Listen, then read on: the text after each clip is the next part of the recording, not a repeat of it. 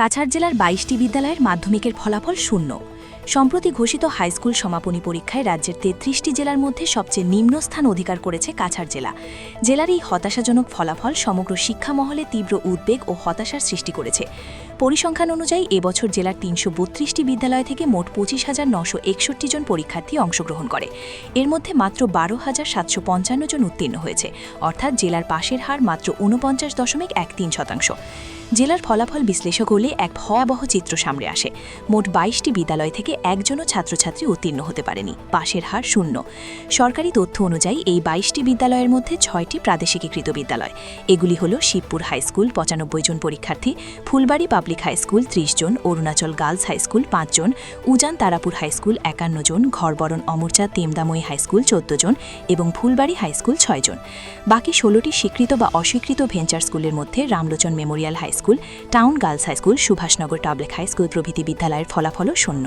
অন্যদিকে শিলচরের ঐতিহ্যবাহী সরকারি বালক উচ্চতর মাধ্যমিক বিদ্যালয়ের ফলাফল দেখে সবাই হতবাক। এই বিদ্যালয় থেকে ২৯ জন ছাত্র পরীক্ষায় অংশ নিলেও মাত্র একজনই উত্তীর্ণ হয়েছে, তাও তৃতীয় বিভাগে।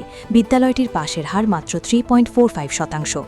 তবে এই ব্যর্থতার মাঝেও জেলার ৪০টি বিদ্যালয় শতভাগ সাফল্য অর্জন করেছে।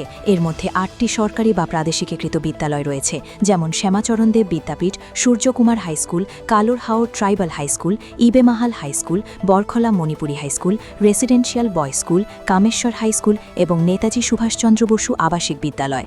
জেলার এই সামগ্রিক ব্যর্থতা আবারও সরকারি শিক্ষা ব্যবস্থার দুর্বল চিত্র তুলে ধরেছে। ফুলবাড়ি পাবলিক হাইস্কুল এখানে এই বছর মেট্রিক আর এইচএসএলসির এক্সাম দিছিল টোটাল ৩৩ জন স্টুডেন্টে।